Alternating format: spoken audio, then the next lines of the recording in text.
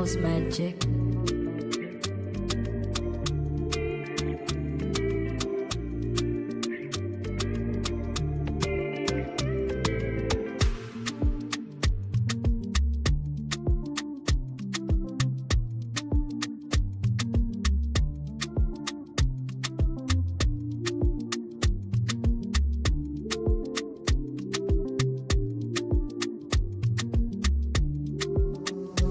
Magic.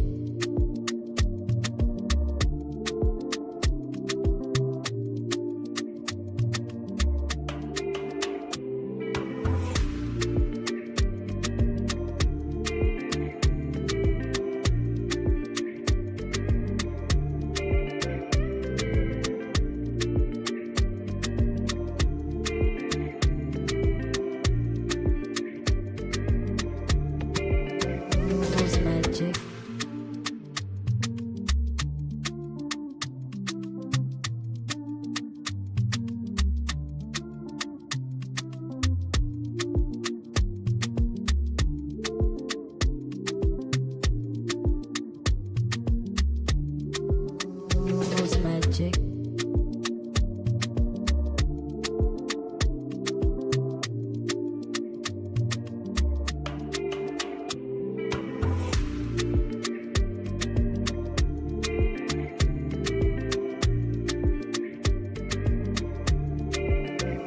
Most magic.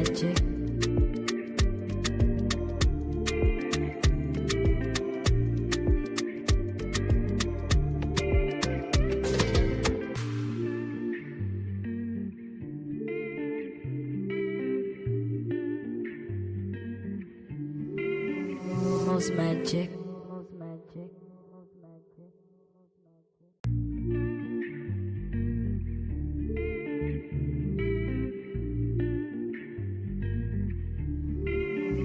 Most magic.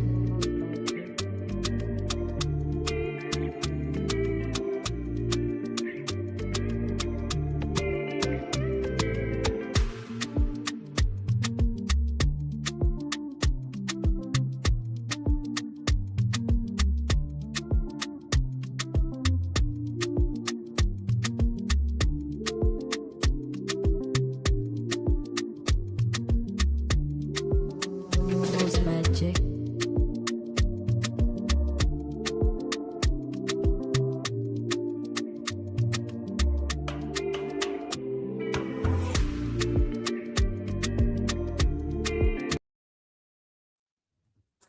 Hello and welcome everyone to today's webinar. This is Iman Harazi from On Points. 2 more minutes and then we start our webinar.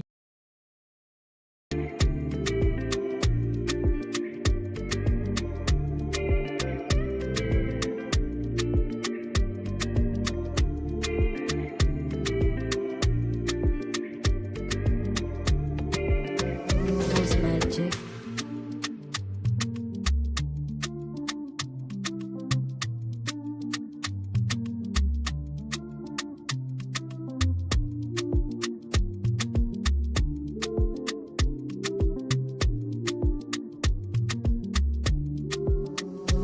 Magic.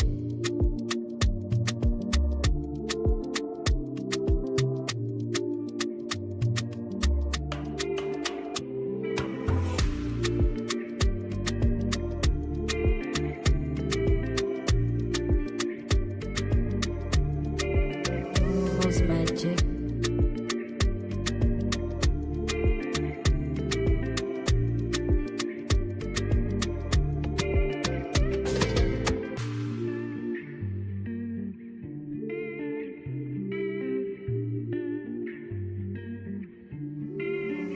Most magic. Most magic.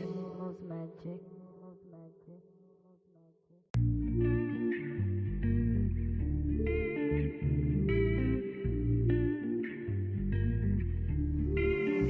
Most magic.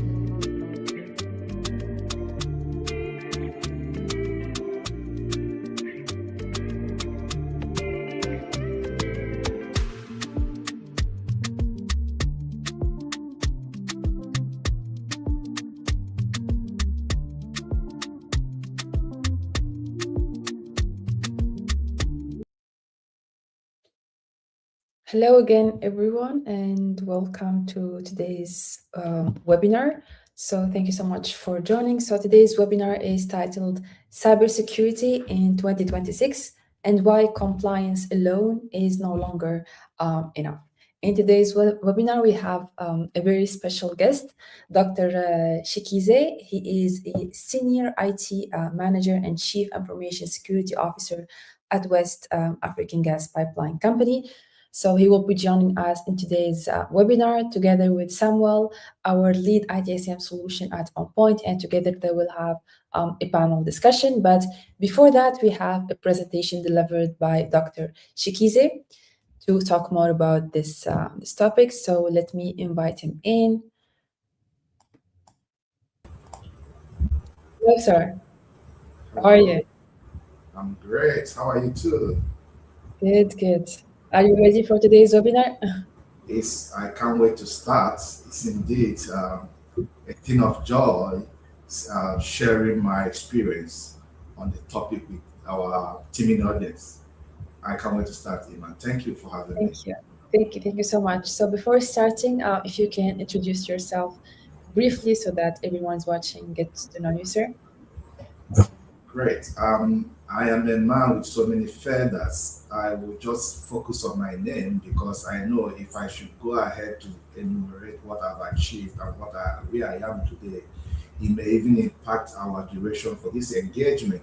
So I'll go straight by my name out of humility. My name is Mwagu Chikeze Kenneth.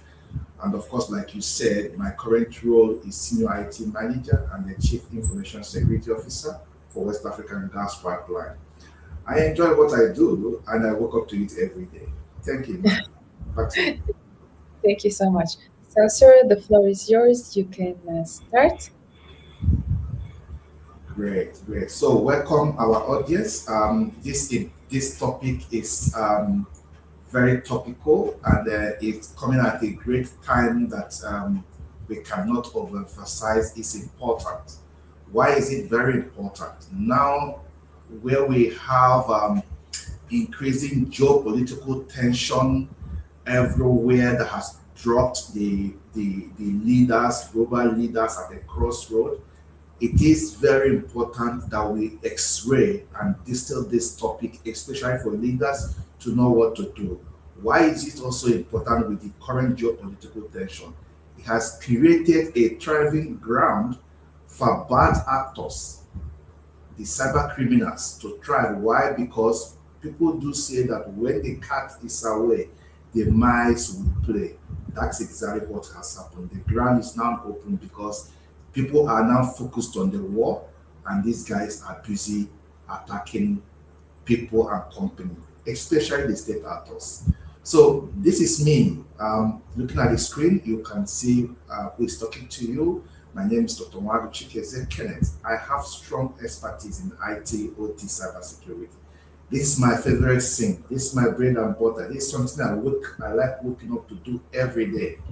And of course, in that same skill set I am a a transformation strategist and chief information security officer with over 20 years of experience. And then with this job, I have been in countries, and then my role take me across Ghana, Nigeria, Benin. And I've visited Europe. I've been Europe over almost on regular basis. I've been to the US. I've been to conferences, and I've spoken in a lot of webinars and conferences or two that borders on AI, machine learning, cybersecurity, and of course, the talk of the day, which is digital transformation. So this is me, and then what do I bring? Going below it, you see my LinkedIn link. If you want to connect, please feel free. We can take this discussion beyond this place. So this is my educational profile. Of course, the award has come with it. I'll quickly go through it, and I want to emphasize on my research excellence. In 2019, I was awarded as one of the best researchers in data communication and networking. And it's not something that just comes out of the blues. It goes a long way to x-ray my day-to-day commitment and my contribution to the discourse of cybersecurity and data communication and network and data communication. And of course, going down, you see the recognition that has come with it, and it was given by that's WordPress ruler. Please, you can find that out. I wouldn't want to bother my head for that, but it's there on my profile if you want to check more. So, what are my significant achievements in digital transformation and security? It's there stated there. I have led so many digital transformation initiatives, and the one that I would want to emphasize more is the second bullet point. I kind of organized what is called Idea Incube and was able to look at the manual processes we have across the pipeline. And we're able to come out ingeniously, lead a team, come out with digital transformation strategy, and then we're able to come out. Today, we have delivered over 20 innovative projects that has produced significantly 35% return on investment. Is amazing, and it's something that gives me joy every day. And then on security and compliance, which is part of what we're talking about today, I led a team, company-wide ISO certification, 27,000 ISO certification on OT and IT infrastructure. I'm sure you can imagine the level of work that has gone into this before it was achieved. And of course, I still come innovatively in moving the company legacy systems and application, transforming them and modernizing them, of course, migrating them to cloud platforms, without forgetting that, or being mindful that of security techniques that are required in our SCADA, which is called process control network. And this is done with what we call air gap mechanism, which I'll be speaking to extensively should anyone ask me any question in that regard. So that is me. And then what is my signature approach to technology modernization? Technology modernization has three cornerstones, which is people, process, and technology. And you cannot, I emphasize, excel in one and reveal the other two. And for me, given my experience, what is key here is people. If you go with technology, you leave people, it will be a failure. If you go with processes, you leave people, it's going to be a failure. But don't forget, process has a direct link with people, because who are the people, who are the custodians of this process? These are people. And then how can people work well with that culture? That's where it's very important. In fact, for me, one of the biggest cornerstones is culture. Be it security, be it digital transformation, you cannot excel without culture. So that's why I say aligning people, process, and platform is something that must be done so that they feel they are stakeholders. They feel, look, this is how this is going to help us in our work, in what we do day to day. So that's a great one. That's my approach. And then top industry certification, they are all there. I have over 40 certifications. I just selected a few to not make this over busy, and I still want to learn. I want to learn, and I keep on learning every day. So it's indeed a pleasure being with you. This is somebody who will be talking to you. Please feel free, because of your questions. You can throw a question from anywhere you feel that will add value to your company, that will add value to your business, that will add value to what you do on day-to-day basis. So with that, I learned to the topic of the day. Like I said, it is typical and topical. Ab initio, the coining of the topic was how ISO 27001, SOC 2, and NIS 2 does not equal to real security. I was very careful about that, because real security foundationally starts with compliance. Okay, so that's why I try to recoin it to bring it out this way, saying understanding ISO 27001, SOC 2, and NIST, because they are compliance versus real security, and I will explain more.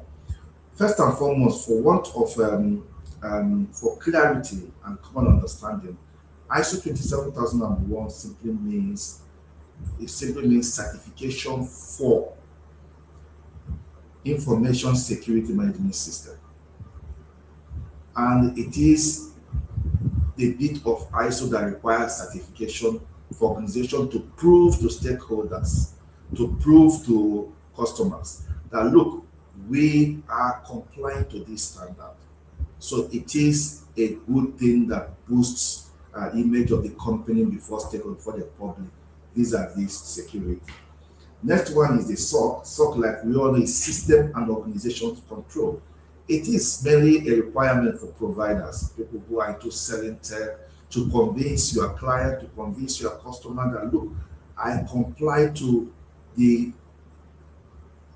key cornerstones of security. Talk about integrity, talk about availability, talk about um, security, yes, talk about privacy. There are five of them. So this issue, you have to prove it to client that you have maintained this for a period of time, not a one time of perhaps you get your report to cover this integrity, availability, and confidentiality over a specific time to show the client that look, this is what you have, that them doing business with you, that they will not lose their steam vis-a-vis being attacked or being dragged to the mud because of a compliance issue. So it is an assurance that the provider offers to his client and then people whom he wants to do business with. NIST, which stands for Network and Information Security. Two, it is a directive. In fact, it is a new directive that came in October 2024 for European nations, European Union. What does it say? It says one of the key ones, which I think organizations should be very careful of here, is that it's emphasizing on the need for you as a service provider to a critical infrastructure in the Europe to report any cybersecurity incident within 24 hours. It is a directive. That's why it's not like, oh, it's a law, it's optional. I think ISO 27001 is optional. SOC, yes, you want to prove that it's not as if anybody is mandating you, you must have this. Even though now with the level and dynamism that we are seeing in cybersecurity, SOC 2, for me, is a critical requirement if you're a service provider. And if you're somebody who trade in that space. So NIS2, like I said, is Network and Information Security. Two is a directive. Above all, it has placed a burden on CEOs. And the burden is that if you fail to comply to report any cybersecurity incidents in 24 hours, you have to let go. I think it's 2% of their gross revenue, annual revenue. And you can imagine organizations that they were within 9 figures, 10 figures, 20 figures, what that 2% means. So it is a huge responsibility on CEOs. So their eyes must be wide open to make sure that any incident, once it is noticed that it's reported to European Union, in this that are in charge of this enforcement, to make sure that they are not found wanting. So, given that background, all these three frameworks are compliance driven, and I will compare it with real security.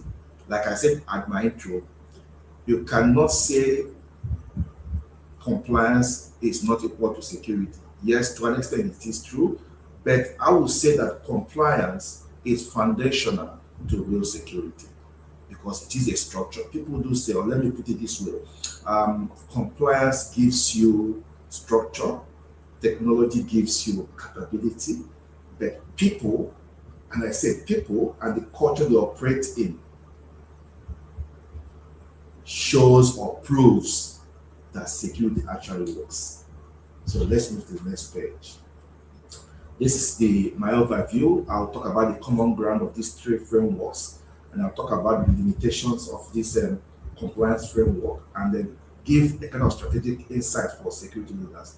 I should complete this in the next 15, 20, at most 30 minutes, because this is just to be a pointer for people who are listening. And when we go into question and answer session, please feel free to go beyond this if you have any concern you want me to help you throw some lights on. So what is the common denominator here, which is the common ground? All of them are just compliance. All of them are compliance-driven frameworks. All of them are audit-based assurance. All of them are not real-time security. And compliance is something that we leaders would want to embrace. Why? Because compliance gets the fund for you, and of course, shareholders or stakeholders' confidence. But what keeps you out of the front page is real security. That's what I would say here. Next, what is the key similarities across this framework? Like I said, all of them are documentation, audit-centric approach, and they are validating point in time. It is not continuous. They are validating security as at the time the exercise is being carried out.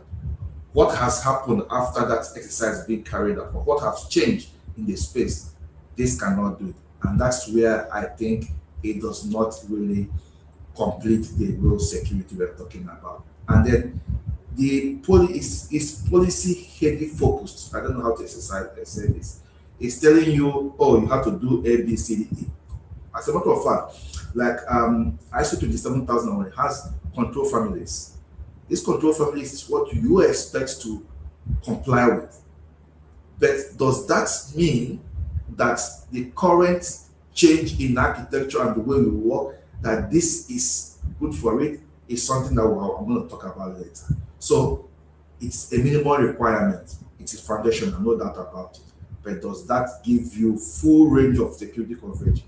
Like I said, I'll talk about it later. What is the limitation of this compliance? First, it does not dictate real threats, because the threat space these days is dynamic and it's changing. Why? Because the things that we used to do before are no longer the way it is. For example, the basic network architecture, or the old legacy, I would use the word legacy here. Legacy network architecture is the castle and moat type, and we all know what it says. Build your edge devices, stack them, make sure that there are firewall, there are this, there are that, there are this, so that people won't come in. But we all know that space has been disrupted. Today, people work from home, people work from the road, people work anywhere they found themselves, as long as they have access to internet. And this makes it much more consigning, and then makes through this our users exposes our attack surface, so to say. So what am I saying? These security compliances, there are some gaps that it has not addressed. For example, the real threat detection has not addressed it. Like I said, people work from home, work from offices, and that alone has changed the network. It's not changed. It has made our castle and moat approach of network almost being not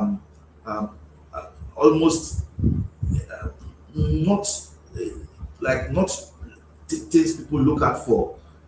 It has rendered it almost, I won't say useless, but rendered it inefficient. Why? Because people are, the attack has now moved from that kind of approach into identity. And that's why I tell people EDR is very good, but the main EDR in the current dispensation are human beings, are your employees, are the staff.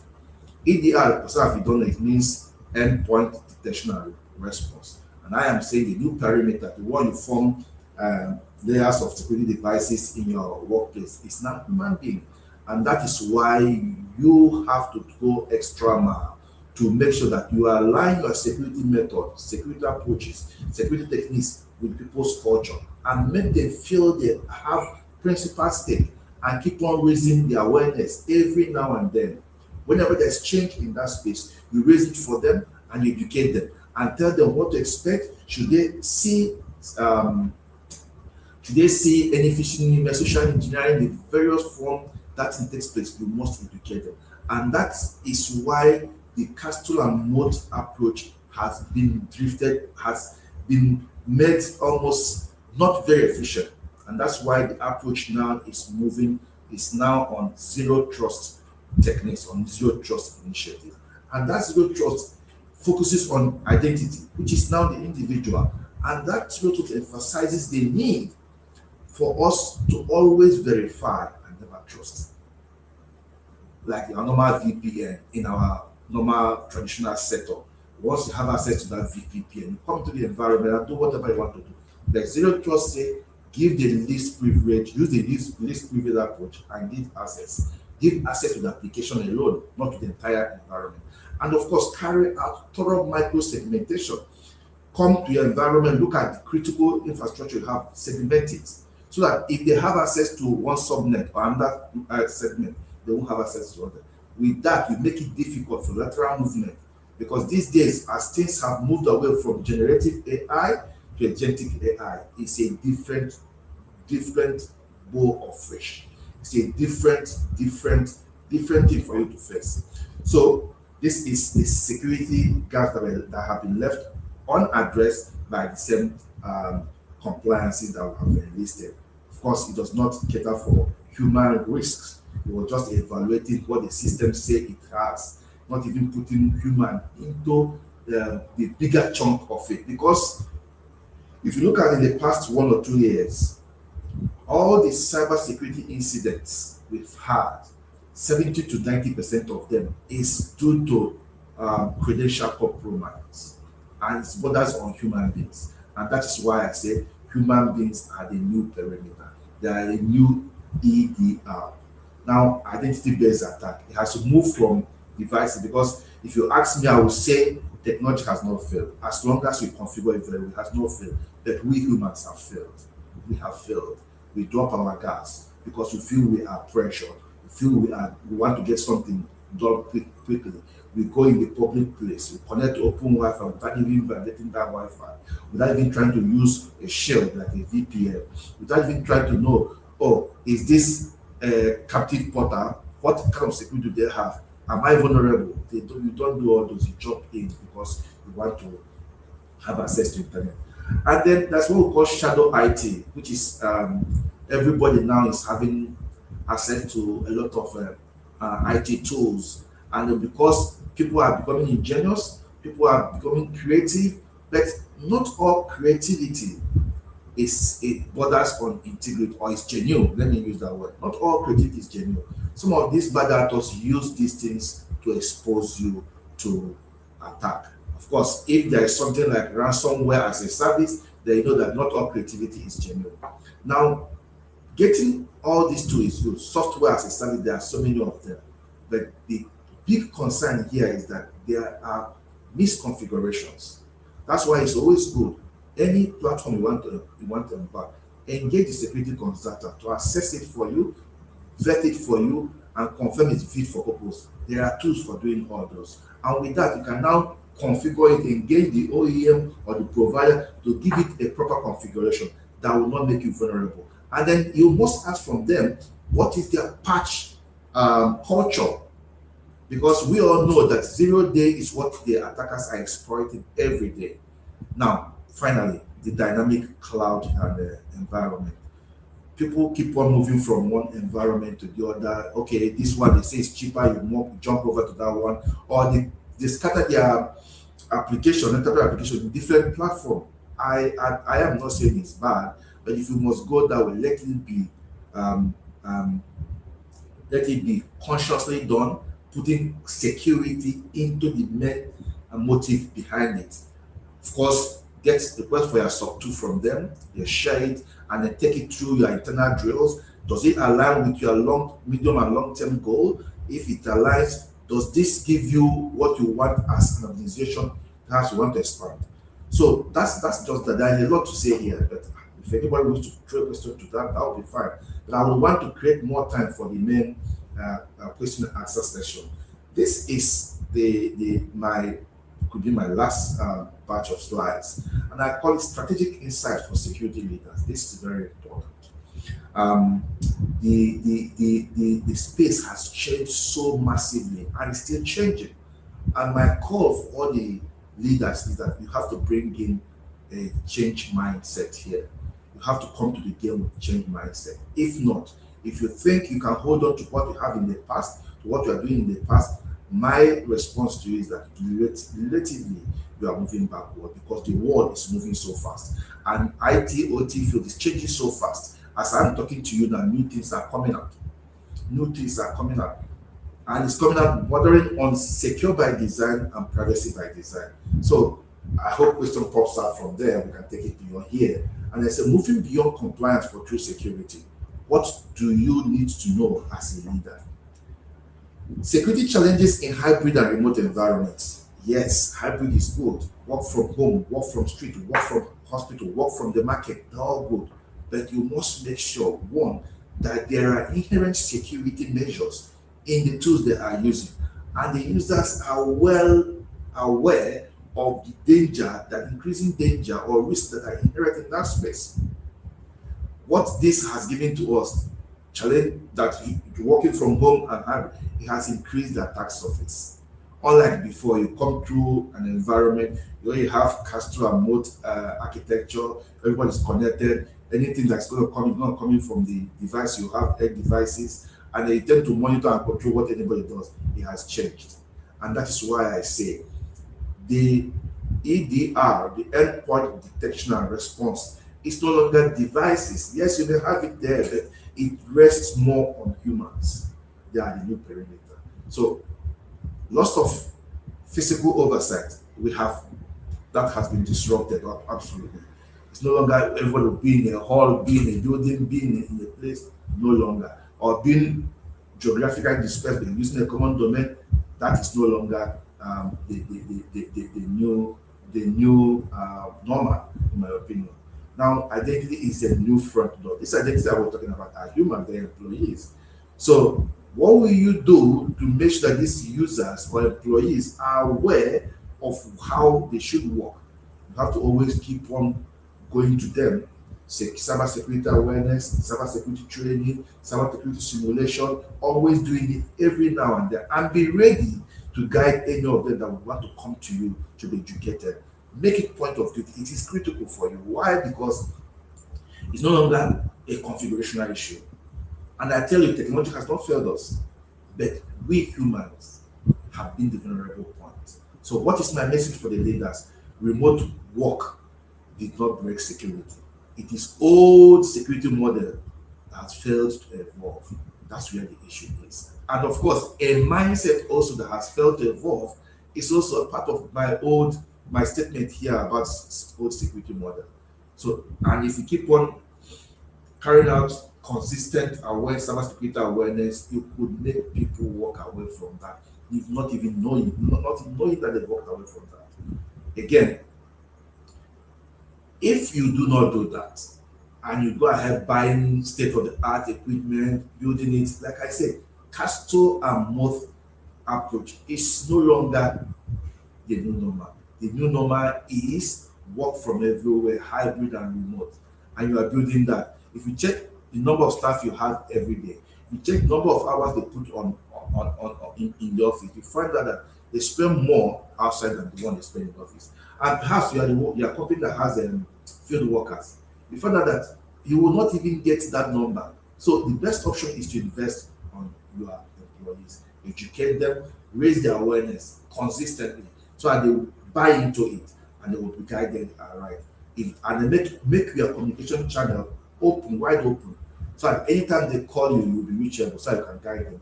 And of course, with that, you minimize that same bit of it. I wouldn't want to jump the shadow IT. I made mention of it. There are so many of them now. Organizations choose what will work for them after carrying out their risk assessment and then go through it. Like we know, we have so many large language model now. We have so many of them. We have the ChatGPT. We have the. I don't want to mention their names, but the point here is that as they are coming in, organizations choose the one that will be fit for their business, both now and in long term. The users, because most of these tools are free, they will go ahead to download and install and all this and all this, because they want to get to their hands on approve one, approve restriction on others, and then make it point of view that no user will be able to even install that, even to run it on their browser. There are so many granular security can set up to guide against that. So with that, I move to the second bullet point, which is what leaders often get wrong when scaling cybersecurity. I know we all know that organizations these days expand very fast because of the need to sustain or increase their market share, and also because of the increasing competition out there. And this is good. Why? Because it has lowered entering barrier for every organization, but it exposes us. Sometimes we leave security behind while we are scaling, while we're expanding the market. Sometimes we leave security behind when we employ new employees. Sometimes we leave security behind when we are carrying out some big strategic plans. Security should be number one thing you have to put on the table.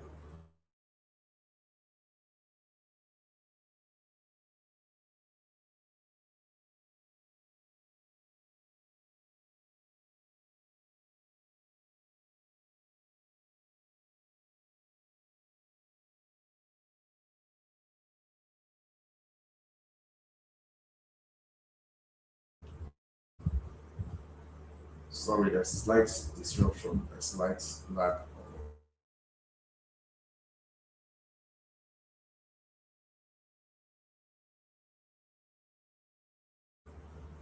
I was saying that when you are planning for expansion, perhaps expansion into a new market, perhaps expansion into a new zone, people do normally leave security.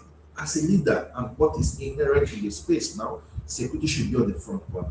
Security should be something you assess. Okay, imagine the NIS tool for Europe Union. You don't know about it, and you dive into that place, and you have incident, you don't report it in within 24 hours, you have to pay heavily. Ignorance of the law is no excuse. So that is why you have to make security number one thing.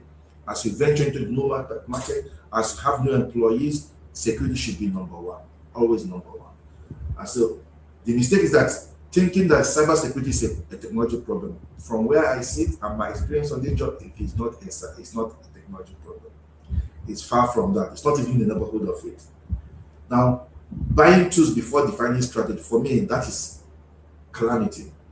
You must define your strategy, assess it, define the strategy, be a roadmap for you, what you have to do now, and how you're going to do the things you want to do now, and then project into the future.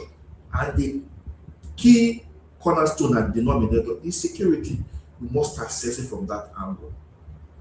Now, not aligning security to business growth. Like I said, you want to venture into new market, new employee expansion and all that. You must align that growth with security. Security should be every step of the way. Every step of the way. Any vendor you want to bring on board, security should be considered first and assessed thoroughly. Never out of exigency and let's overlook security because it may come to hurt you. Then training. Training is what some organizations consider nice to have or when the need arises. It's no longer that, especially when it borders on cybersecurity. This training should happen regularly because the field is changing every now and then, and these users whom you have prepared to go after the lions, who are the cyber criminals of this world, to go after catching agentic AIs or preventing agentic AI attack, they should be knowledgeable. You should be able to provide that level 1, 2, and 3 support to make sure your organization is protected, to make sure their users are informed and guided against this vulnerability. MFA, fatigue, mention them so that users will know when these are coming and what to do, and then be confident enough to confide in you. Now, the fifth one is underestimating the importance of identity and access governance. Like I said, the cyber security techniques has moved away from castle and mouth. It's now on individuals, and that is a different level of attack. What do I mean by that? Should you have used your password anywhere and username, anybody who lays hand on it, the organization is as vulnerable as anybody can think of. Why? Because with agentic AI, once that account, even though the account may not be a high privilege, once that account find his way into your environment, it's gonna go down. If you're using Windows, go down to PowerShell, elevate his privilege, and then start doing things autonomously. That's where it is dangerous, autonomously. So that's why people should guide their identity jealously. In addition to that, there should be stringent governance. There should be stringent governance guiding that space from organizational point of view. What this will do is that it will give every user that sense of security, that what I am using, what I used to log in is me. And if I drop me anywhere, anybody who wears me can turn the organization off. It's very important. Then what's my message for leaders at this point? And I said very clearly, identity is the new attack surface. Humans are the new perimeter. I've been saying this over and over. Most breaches today involve compromised credentials. I'm sure you don't know this. Mention them, the Nikes, mention them, the Colonial Pipeline, many of them.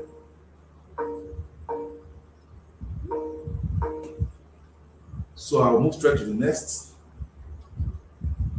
That's on a concluding note. I want to first and foremost say that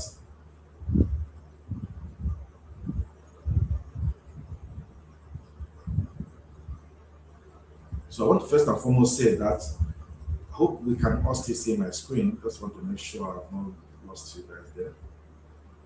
I want to first and foremost say that compliance is important.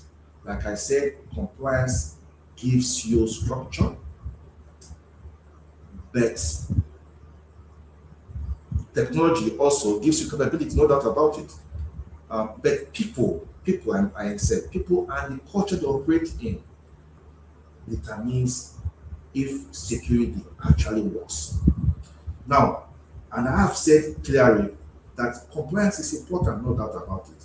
But this compliance, they have limitations. They do not continuously monitor security. That means that they do not totally able to real security. That they are critical foundational part of real security. Now, strategic security practices, we have to be ahead of the curve all the time as leaders. Adopting proactive and strategic security measures enhances assets protection, especially in a complex threat environment like the one we're operating today, where people are all of a sudden becoming so huge that they keep on attacking people, attacking organizations, attacking companies. Well, you never can tell. It could be in a strategy. But the point is that we should be ahead of the curve. With that, I want to pause now. Iman, please let me know if you are ready, and if you can hear me, please let's take it to the next level. Thank you everyone for listening. Thank you. Thank you so much, Dr. Shikizi. Thank you for this insightful presentation. So now we will move on to the second part of this webinar, which is the panel discussion. And here joining us, our lead ITSM solution at On Point, Samuel. Hi, Tom. Hi, Iman. Good afternoon. Good afternoon. Hi, thank you for the presentation. I was enjoying, and I have my notebook here. And I really hope that we have more of these sessions where we allow you emphasize on these insights you shared. Really grateful for the learning. Okay, so typically I have some few questions. I want to draw from your insights. I lead ITSM solutions, and so what we do is that we help organizations with incident management workflows. To help them respond faster, especially when these threats are detected. Right. So I wouldn't see myself as a cybersecurity expert, but I just sit in between, ITSM and security. So the questions I'm really going to ask are for practical insights that I have seen some of these cyber leaders ask. Right. So my first question is, I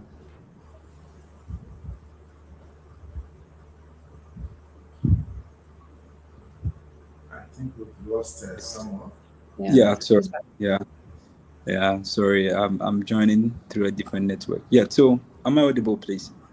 Yes. Yes. Yeah. So my first question, Doc, I think everybody would want to ask that question. Is that from where you sit, right? Especially now where AI is the buzzword and organizations are rethinking AI in their strategy. How do you foresee for example, AI improving on organizations' risks in terms of cybersecurity? How do they use AI to kind of improve their chances in detection? I mean, because of course, if they detect faster, they can mitigate faster, hopefully, right? So, I mean, do you think AI will play that proactive role from a defense point of view in organizations to detect faster, especially threats? And maybe the second layer will be, most of your presentation highlighted the importance of training humans, as humans are the first entry phase, right? Do you think AI in organizations, I mean, potentially, I'm just asking them this because, I mean, potentially because of the presentation, right? Do you think AI can help organizations, for example, be proactive in tracking wrong human behaviors? I mean, detecting fast. I don't know. It's just a question on that to help that. So, I mean, I know my question is long and I really want to ask more questions. So, if you can share insights on that. Thank you. So, Samuel, thank you.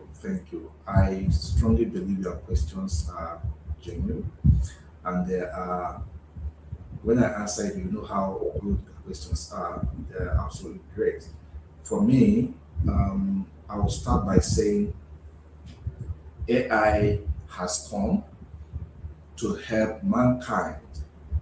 Okay, and then it speaks volume of the amount of data we have accumulated over time that have been used to train this AI, and they are now serving our purpose specifically.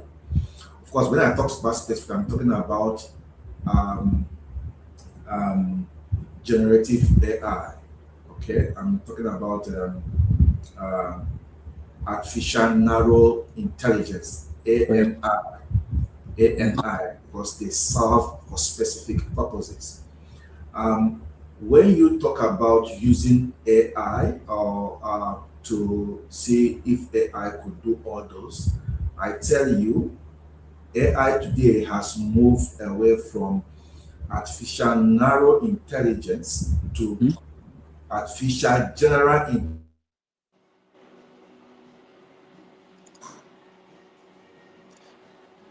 Iman, I think we lost talk. Is Yeah. that it's almost mimicking humans. Okay. Sorry, sorry. So AI is almost mimicking humans in their capabilities. You know, before now we used to say, oh, AI cannot have our cognitive abilities, but it has changed. If you know what robots is doing in warehouses today, if you know what agentic AI is doing, then you know that it has totally changed. So can we use it to build a line of defense? Correct. Absolutely. Yes. Mm-hmm. Very, very yes. Why? Because the level of data that is being amassed today from websites, from blogs, from organizations are so massive. And let me tell you, data is a new currency. All right. Data is as strong as the money you have in your pocket, the value you have in your banks. That is why all these bad actors are basking in the sun looking for this data. So it's possible. Let me give you an example. Microsoft have, I don't want to go vendor, but let me just give you an example just for even sake. Microsoft has what a tool, which I wouldn't want to call it because of advert, but it has automatic orchestration response. Okay, Okay. security orchestration automatic response, and then have another one which is security information and event management. Yeah. I don't So, want to call it a short name. So these things seems to this one gathers logs in, this one reacts, meaning that if he sees anything that looks abnormal from the normal activities of human beings, nip it at the board and then pick it and then flag it. Of course, that takes action. That is AI for you. Then you asked me about bringing humans up to date. I think correct. that's the biggest investment. Mm. That's training. That's the Yeah. biggest investment because we are the attack today has moved away from technology to identities. And when you mention identities, we're talking about human beings, we're talking about employees. And if you got, we're all students of history. If you look at history over time, 70 to 90 or 95% of our attack has always bordered on credential theft, credential loss, credential dropping your guard with your credential. But if you educate and train users on the dynamism behind current attacks, cyber attacks, they should be able to at least have some level of caution against social engineering. Social engineering takes so many forms, and that is why awareness on the user side is key. And that is why I emphasize training. Training is no longer nice to have, because training for me is synonymous to preparing an army to go hunt perhaps lion. You know, lion is dreadful, and then you give that army a toothpick to go after the lion. The question is, will the lion eat the army and use toothpick to clean its teeth, or what will the toothpick be for? So that is why training is very, very important. I hope my analogy nails. Yes, thank you, Doc. Iman, please, can you hear me? I think, okay, I think Doc has Yes, yes. Yeah. Let me just wait a minute.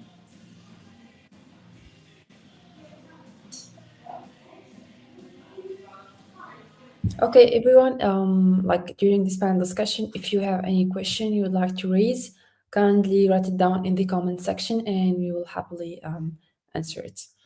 In the meantime, let's wait for Dr. Shikezi to be back. I think he has internet issues. Yeah, sorry. I'm having a call. Can you hear me now? Yes, we can, sir. Oh, the answer to my question, I really do appreciate it. So, can you hear me? Please go on, please. Yes, we can.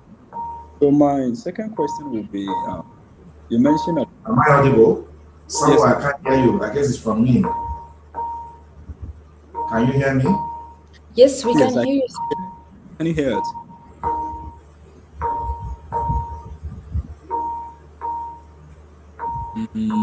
Hello, can you hear us? Yes. Somewhere I can't hear you. I guess it could be from me. Can you hear us now? Yeah, I can hear you. Just a moment. Okay. Yes, please go on. I can hear you now. Yes. Please, can you hear me also? Yeah, I can hear you somewhat. Sorry. Doc, my second question would be that you mentioned how organizations should have a security first culture. I mean, the security awareness first culture. To of course, facts that they should consider security in business growth. In technology. My question is: there's a CIO out there who has been, for example, who just got into a new big company and realizes security culture is work, for example, or is not the best. I mean, let me forth. What strategic advice? I mean, and this CIO probably is listening to you. Sorry for the background. Yeah, so a CIO who is leading an enterprise, maybe a bigger company for years, and he has seen that the security culture is not good, especially the one, and he needs some practical insight in that. How to even start this? How can he reach his organization to have that security first culture? So I want to just ask you from your experience and leadership insight, what advice would you give to that state? How does he start the re-engineering? Any areas he can start from? I mean, what are the things he should be saying, and what mindset positioning should he have? So that's my second question. Yeah, I think I heard you somewhere. I heard you loud and clear. It's another good question. My advice from professional and personal point of view. When I talk about personal, I mean professional. What I mean by personal here is things I have done on my own. Okay. Now you are a new person, a CEO, of course. Before any organization employ you, might have met their expectation. First thing I would want to ask is that you must know the security terrain of that organization. So I sincerely call on you to liaise with management for them to carry out audit for you. And this audit will not be something that they just carried on the periphery. No. It must go deep on the configuration, not ticking the checklist. No. Okay? if it's possible, if you feel you don't have in-house expertise that can do that, you can see if the organization can get such expertise for you, because you need to know the security posture of this organization. The moment you know the security posture of this organization, the whole thing becomes easy for you. But that's when you will start building your strategy. And of course, build your strategy with the current realities on ground, and then be able to seek confidence from management. Remember, I said that compliance The structure. gets informed, That's right. and stakeholders' confidence. But what keeps you out of the front page is security. And for a CEO to be, for you to appear on the front page, I'm sure you know what it means, especially when it borders on security violation or cyber attacks. So that is the first one. Every other thing can follow suit. Carry out audit and then know what is on ground and then be able to move on. I hope you guys can hear me. Yes, we can. Yeah. Yes, we can hear you, Doc. Just hold on.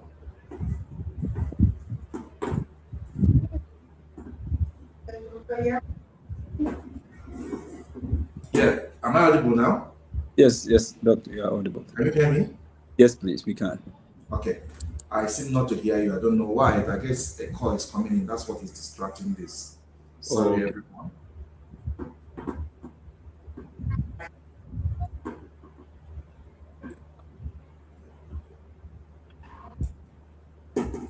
Sorry, I've muted it completely. I'm not sure it's going to stop me again. So please go on. I don't know if you heard me. But if you did not hear me, I can quickly rehash it again. Yes, no, we heard you so well, Doc. Great, We heard thank you. you. All right. Okay, thank you so much, sir, for that. I mean, so just to mention that the CIO should request for an audit to understand the security state of that. Of course, I mean, a deep dive to make decisions from there. So thank you so much. So my last question, right, Doc, will be, how would you weigh the need for an effective CMDB, that is a configuration management database? Because when we were talking about shadow IT, where you looked at organizations having different tools, especially now, I mean, I read an article said the average enterprise have over 239 applications, I mean, in the environment. So, I mean, that means 200 different configuration settings, across. So, I mean, that really hit me, because that is the reality we are seeing. So how would you weigh the importance of a configuration management database, to capture the configuration details of all these tools, just for quick, how do you call it, quick referencing and diagnosing? So if you are weighing on a scale of 1 to 10, how would you weigh the need for a good and accurate configuration management database? And what advice will you give to a CIO or a leader in terms of monitoring a proper CMDB? Is this something they should prioritize highly, or averagely, once the applications are doing work well, they shouldn't really prioritize that? So I just want to ask that question as a final question. If Iman gives me more time, I have more questions to ask. So over to you, Doc. Thank you.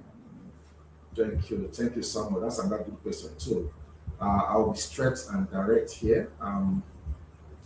Configuration management is a key proponent or key component of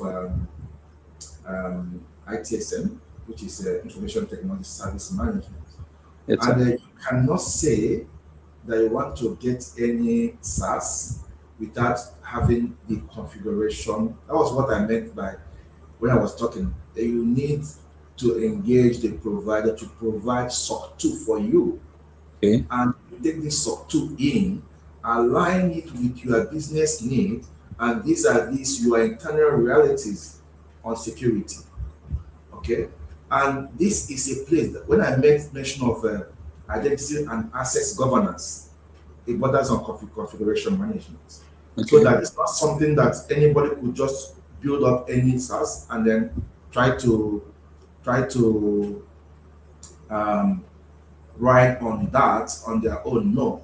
And again, the organization should have restriction on who does what, especially in the space of allowing people to use shadow IT tools. Right? Then if you want me to rate it from 1 to 10 on the importance of configuration monitoring, I'll give it 10. Yes, I'll give it 10 because if there is no control,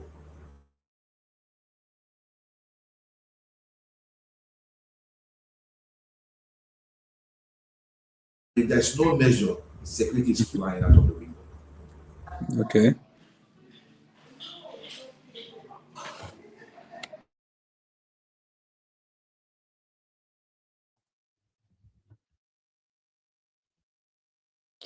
I think we have lost him again. Just lost him. Minutes. Yeah. Okay, he's back.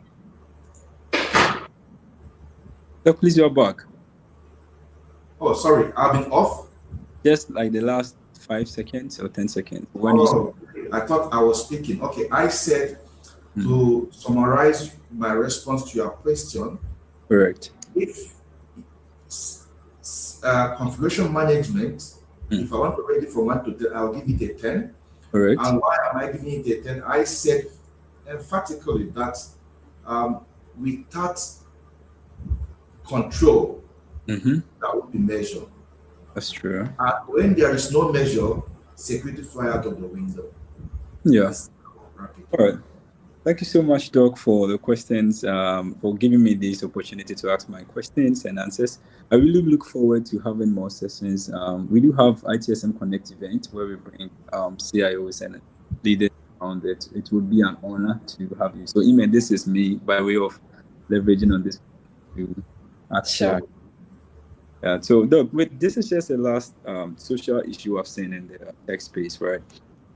Leaders are worried about the way skilled people whom they have invested training into leave the organizations. I mean, especially from Africa, the brain drain is high where they invest knowledge, time, train people, and the person leaves. I mean, this is just for me. What is your advice for any leader, any technology? I mean, it's a social issue, right? I mean, but it's a major issue when the core people you've trained over time lead the organization. There's a huge gap. So is there any advice you can give them to help them in terms of balance the skill set among the teams? Or I don't know, or there's nothing they can do. I just want to get your, that's my last question. Thank you so much. Sorry, Samuel, thank you. I lost you. If you could just summarize. I lost like 5 seconds ago. If you can just summarize it. I just wanted to get your leadership advice on training people and day living, especially your top guys, especially in the area of security. Invest talent and money and training and they leave. So how does a leader, how do you balance that? Do you train widely or narrowly, or what are some of the measures to ensure you don't lose the best talent in terms of the security area of the organization? Thank you. Okay, I think this is another good question, Samuel. To answer it straight on, I would want to suggest that people should carry out balance in everything they do. If you hit on security training without having a commensurate revenue to fit other responsibility, I tell you it will be in vain. But you know the value of your organization, and you should make out a certain reasonable percentage and customization to meet your security requirements. And if you must leverage cloud, you must make sure that cloud gives you a SOC report, and that cloud shares with you how they've managed incidents. Of course, within your cloud environment, you have responsibility for security. I'm sure you know that. But I'm talking about from the boundary side of that cloud provider. Then I think training is very important. When I talk about training here, I don't mean to the technical teams alone. I mean users, because security awareness, cybersecurity awareness is training on its own. And if identity, which are users, have given us another attack surface, we should make sure that that environment is fortified. Because where they work from, you don't know. They work from roads, streets, anywhere they find themselves. As long as they can find the internet. If you well educate them, there are certain internet sources you don't need to connect to, and why they shouldn't connect to, and what to look out for before they connect from the internet. And even if they connect to public internet, what is additional making is an additional shield you have to be in to make sure they are protected. And of course, organizations should move away from open VPN that gives you access to the entire environment to network zero network access. Okay. That gives you access to specific application if you're working in the cloud. With that, you will fortify your environment, you will have educated the users, and then minimize attack surface. Thank you, Samuel. All right. Thank you so much, Doc, for the insight shared. Super grateful. Your time Thank you. over you. I won't Amen. Having me. And I look forward to having more of these sessions. Thank you. Over to you. All right, thank you so much, Sam, and thank you again, Mr. Shekizi, for this insightful session. What you said is really, really valuable, and I'm sure we'd collaborate again in the future. So at On Point, we organize regular webinars every quarters, and we also have other events like ITSM Connect in Africa, and we'd love for you, Mr. Shekizi, to join us at this event. Concerning this webinar, our viewers, if you have any questions for Dr. Shikizi or Sam, kindly share that in the comment section. Else, we'll make sure to share these recordings with everyone so that you can watch it again. Thank you so much. Thank you, everyone. And thanks. It's nice having you. All Yeah. the best. Yeah. Yes, Bye. go. Okay. All right. So thank you And I again. think Doc is off. So Yeah. thank you for having us, Amen. Thank you. It was a good conversation. See Thank you. you so much. See you. Bye bye. Thank you, everyone.